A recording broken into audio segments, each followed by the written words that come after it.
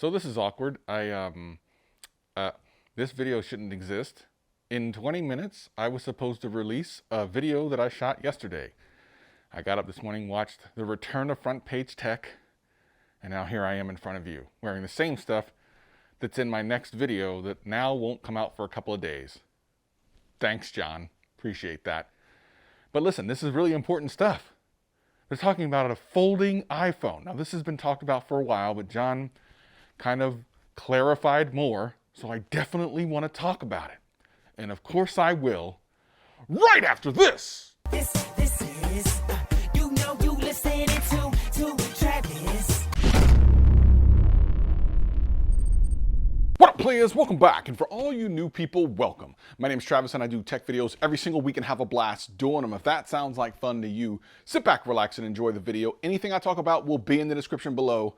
But for now, let's just get into the video. What a way to ruin my Saturday morning, as I literally just woke up 35 minutes ago and here I am making this video. But I think this video is so important because Apple is now pretty much confirmed to be making a folding iPhone. And this is interesting. They're taking an approach that I guess shouldn't be terribly surprising, and it will make their first gen version of this, if it ever comes out, I don't know, kind of outdated. Now, I've talked about this before. The next phone I'm getting from the Android side of the fence is actually the Samsung Fold 2. I wanted to get the original Samsung Fold, but the problem was there were so many issues at launch that it even got delayed. And at that point, I was a little gun shy. Plus, obviously, they didn't manufacture as many in that second run as they did the first run, or at least they probably would have anyway. And all the problems they came across really just it made me worried to pay $2,000 for something that could break so easily. And Apple is known for a couple of things.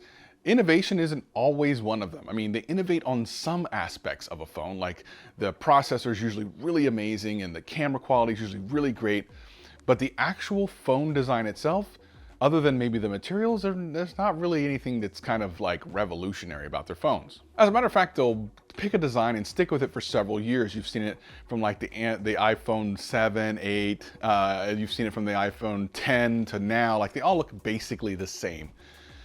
But what's interesting about this is a completely different design, and my guess is this folding iPhone, which we'll talk about here in a second, we may never see it. If you're not familiar with what exactly is going on, let me let Jon Prosser explain exactly what the folding iPhone actually is. It is real, but it's not that one, and also not really foldable. So itty bitty exclusive here for you folks. Yes, the foldable iPhone is real. The current prototype that Apple is working on has like a fabric hinge, and it's actually two separate display panels. So not the display itself doesn't curve and bend and fold, so we can't really call it a foldable. But you know our rules on foldables, people. This ain't it. It has round stainless steel edges, a lot like the current iPhone 11 design. And then on the front, there's no notch. So there's an outer display with a tiny forehead, no notch, and that's where Face ID is. And if you use the Google, right, you'll find patents for Apple's like fabric hinge. It's supposed to be more durable and it lasts longer and it helps with the debris not get in there. And unlike other quote-unquote foldable devices that are really just two displays on a hinge, this doesn't look like they stuck two phones together. When you actually unfold it and have it flat, it looks like a continuous seamless display. It's kind of cool. Thanks, Jon. Not only have you explained all of that, and I don't now have to explain it, you just saved me a whole bunch of time to make this video extra long because I want this to be a long video now. I'm just joking, but please be a long video. But here's the thing, the way Jon explains it, it's not actually a folding phone. It's like a laptop where you have two portions of the phone hinged together and slap it together, which both makes sense and doesn't make sense for Apple. Number one, it makes sense in that Apple is not going to be the first company to come out with a folding anything. Of course, they're already not, but they're not even going to be the second company or the third company or anything like that. You'll notice that most of the technology that Apple comes out with has existed on Android for a long time. And folding Android phones have been out for a little bit, but there's not that many of them. So using something that's kind of hinged rather than having the folding glass makes more sense for Apple. It's a calculated risk, something that they can do, execute on, and actually make it pretty nice, I would imagine. Having said that, by the time it comes out, it's going to look a little dated. Just ask Microsoft. I mean, they're already trying to do that right now. We'll see how their $1,400 Duo thing does. I mean, I'll be really interested to see if that thing sells well and if it even operates well. So that's kind of the same idea, except for I don't know what the material that Jon was talking about as the hinge, that sounds kind of fancy. For me, I'm also thinking, will iOS users like a new form factor like this, or will they reject it? That's a different question. Here's the thing. Apple fans are willing to try something new and even make sacrifices on existing capabilities for the greater good. Don't believe me? Remember the headphone jack? Yeah, the headphone jack went away a long time ago and first on iPhones. And here's the thing.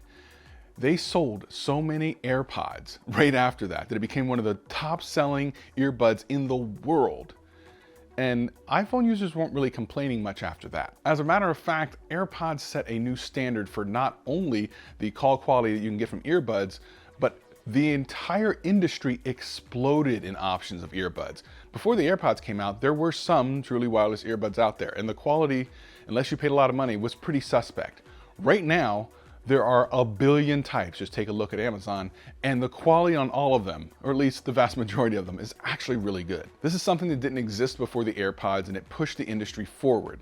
Will this be more of the same? If Apple comes out with a folding phone, or at least a phone that hinges shut, will that then push forward the industry? Well, we know for a fact that when iPhones come out, Android manufacturers pay attention. I'm just gonna call this Notchgate. Remember when all the Android phones were coming out a year ago with notches for no reason other than they looked like iPhones? And of course, like I've said before, here in America at least, wireless charging wasn't something you could easily find in public until after the iPhones started supporting it. It's just one of those things that happens. It becomes socially acceptable when Apple supports something. So if Apple comes out with a folding phone, you may see a whole bunch of manufacturers coming out with folding phones at all different price ranges. Now again, this does not mean the folding iPhone is going to be any good. I suspect that this version that's being talked about now won't even see the light of day. At least I hope not.